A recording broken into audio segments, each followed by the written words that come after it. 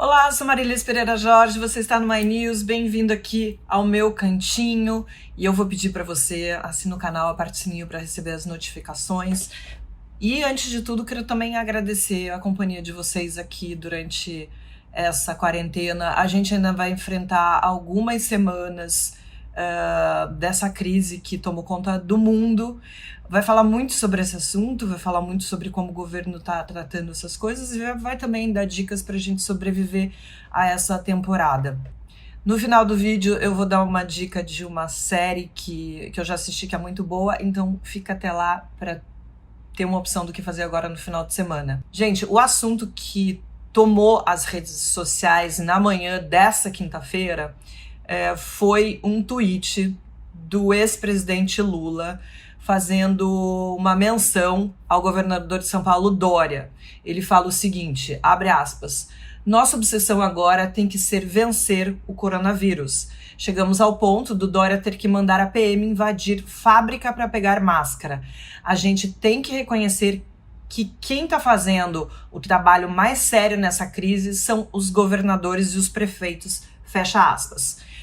Bom, o que aconteceu? Numa atitude bastante surpreendente, o governador de São Paulo, de quem Lula sempre foi um grande desafeto, João Dória foi para o Twitter, retuitou essa mensagem e disse o seguinte, abre aspas, temos muitas diferenças, mas agora não é hora de expor discordâncias. O vírus não escolhe ideologia nem partidos. O momento é de foco, serenidade e trabalho para ajudar a salvar o Brasil e os brasileiros. Fecha aspas. Para quê? A gente tem tanta coisa para discutir, mas esse acabou virando um grande assunto, muita gente achando um absurdo, dizendo que o Dória, finalmente estava caindo a máscara do Dória e que o Dória é um esquerdopata. Uma coisa mais bizarra, né? Muita gente dizendo que ele deu um tiro no pé, de uma certa forma estendendo, né, levantando uma bandeira de paz aí em relação ao Lula, que ele não tem nada, na verdade, a ganhar com isso. São, inclusive, pensamentos, opiniões de pessoas que eu respeito muito politicamente. No aspecto político é realmente interessante analisar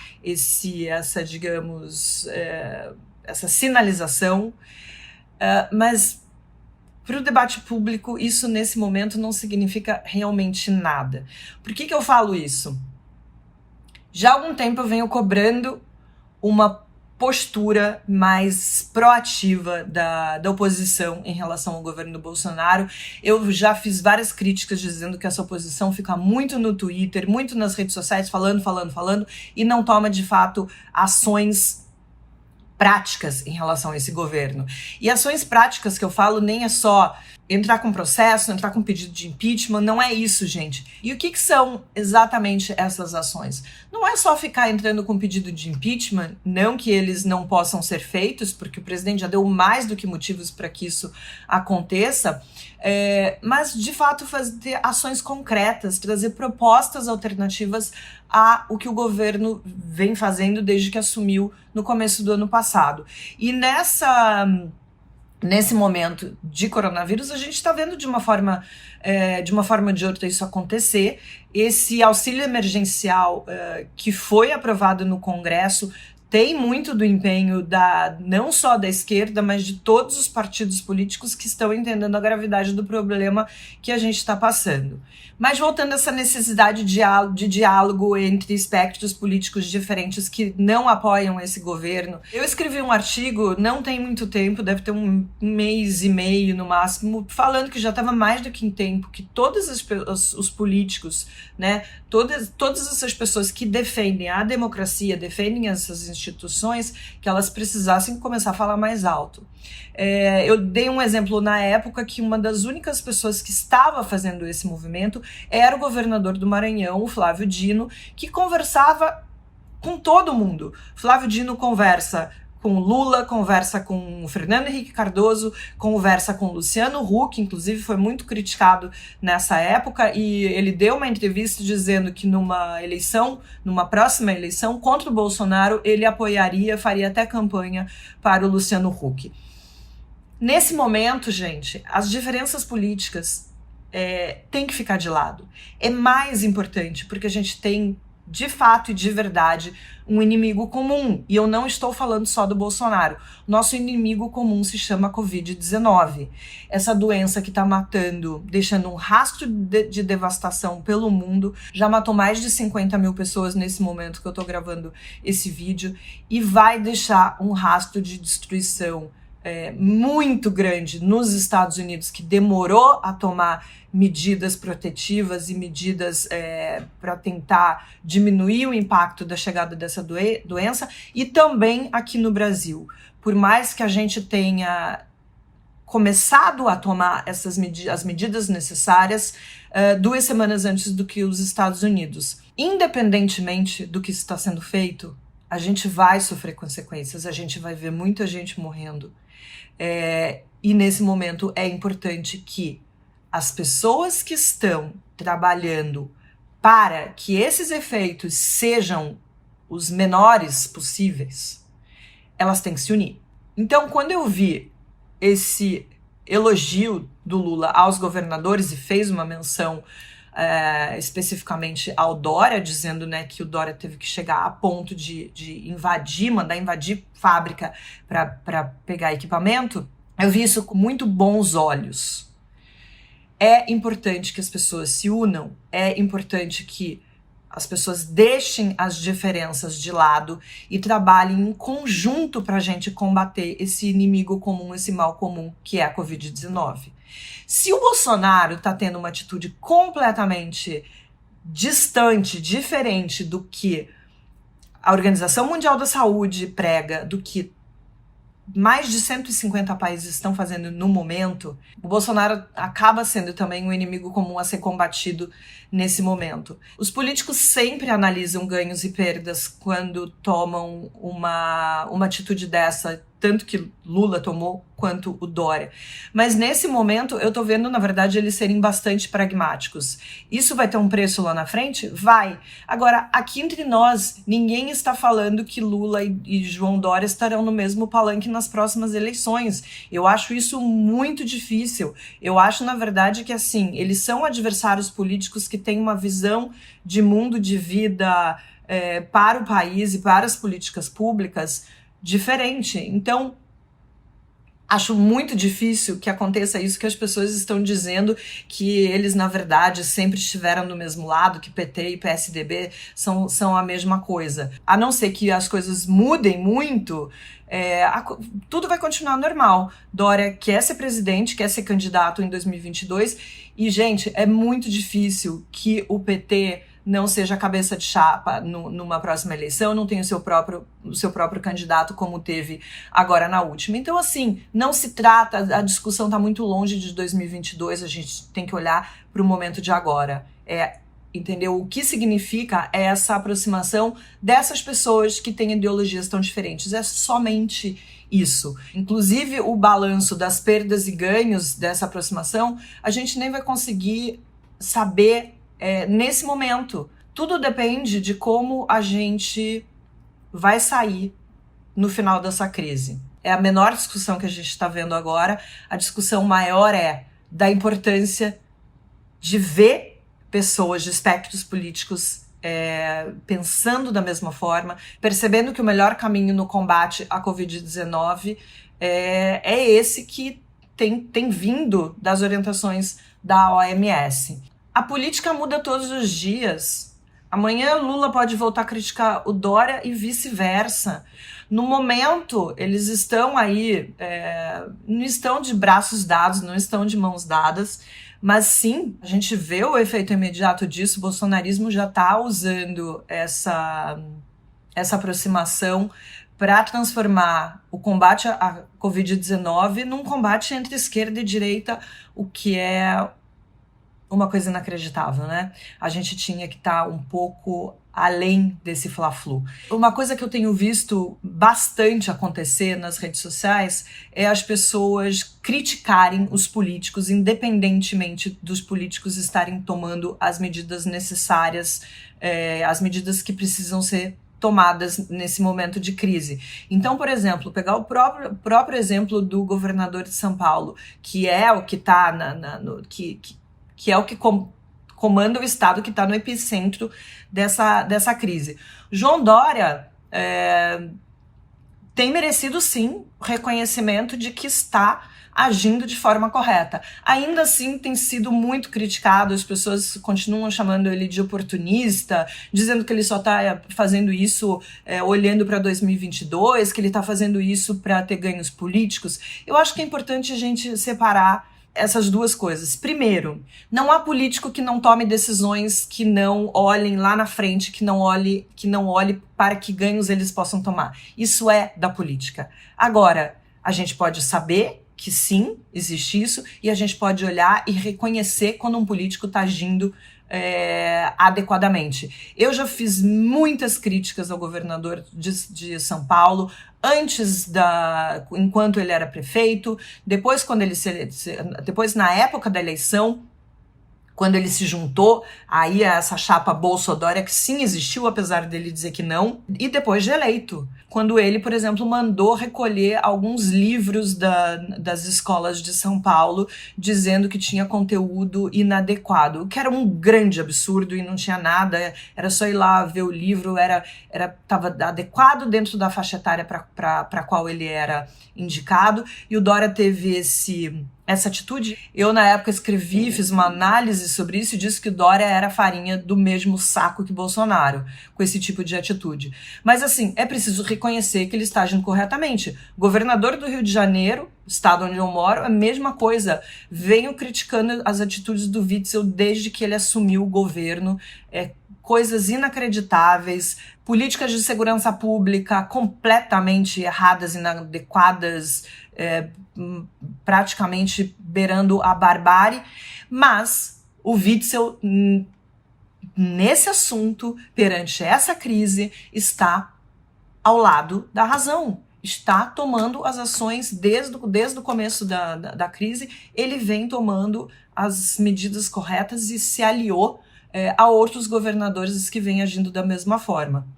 Então, claro que tem ganho político, claro que esses políticos sim estão preocupados com a imagem dele, mas a gente não pode deixar de reconhecer quando eles fazem as coisas certas, e que bom que eles estão fazendo as coisas certas, porque a gente já viu que não pode depender do governo federal.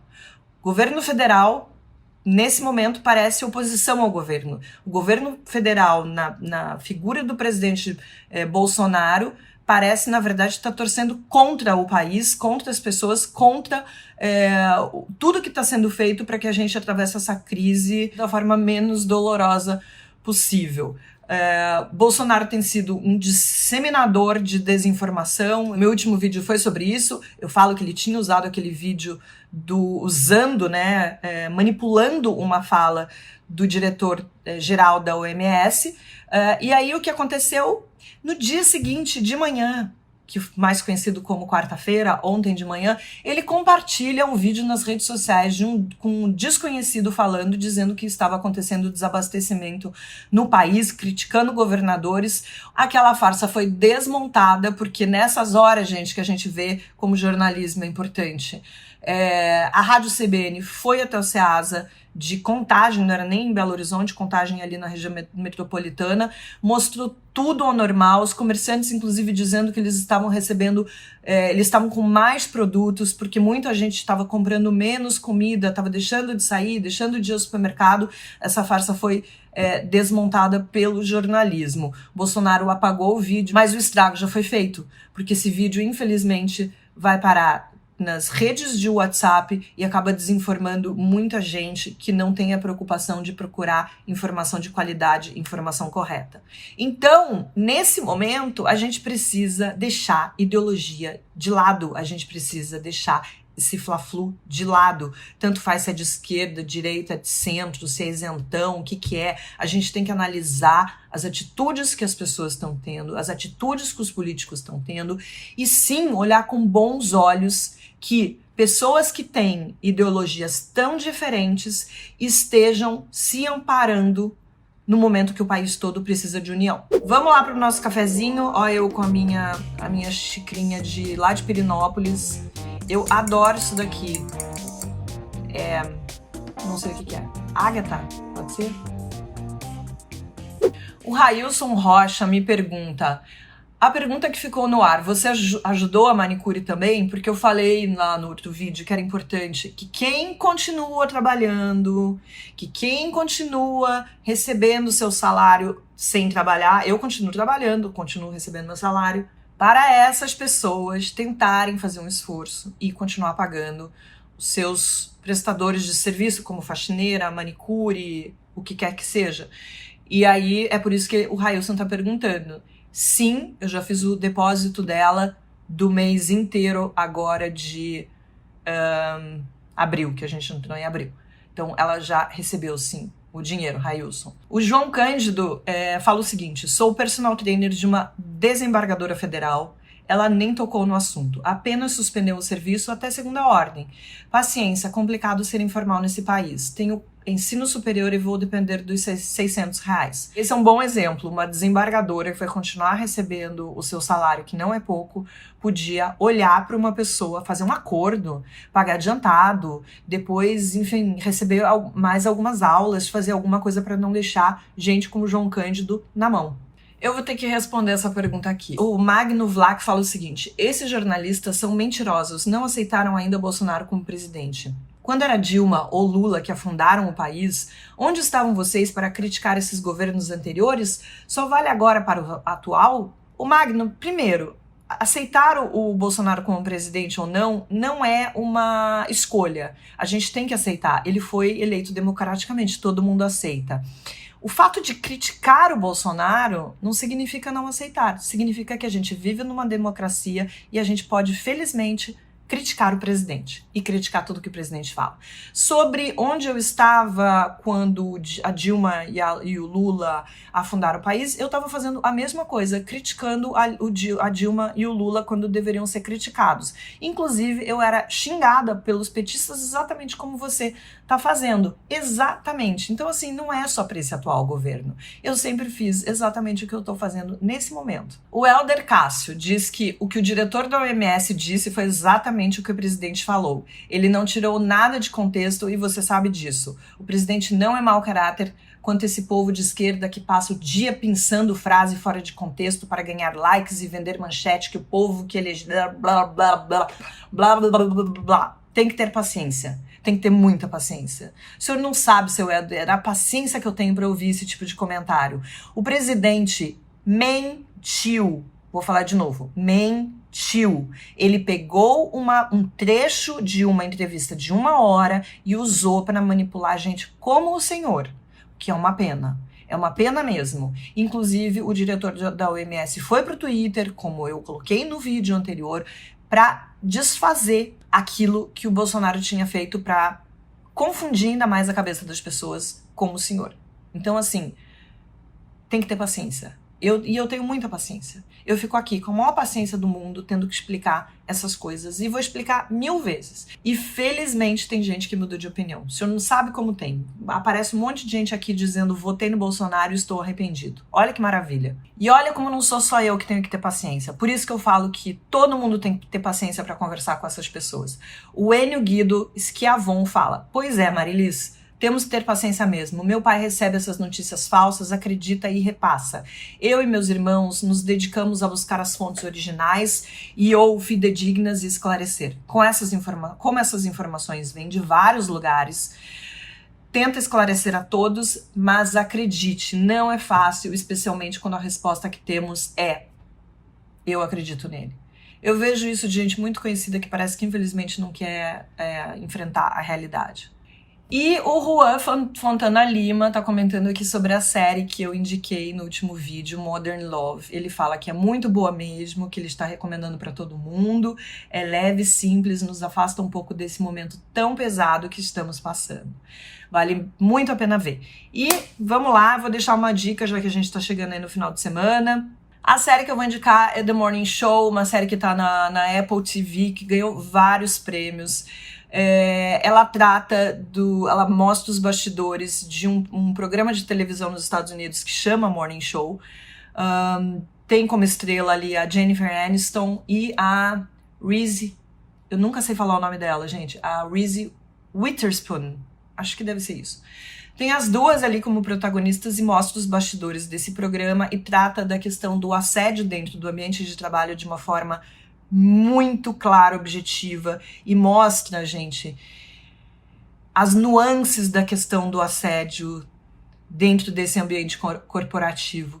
Tem uma temporada só, vale mega a pena, te pega, você quer emendar, fazer binge watching, assistir um episódio atrás do outro, já que a gente não pode sair de casa, então fica aqui a dica dessa série para quem puder ver no final de semana. Eu volto na terça-feira, um beijo para vocês e tchau!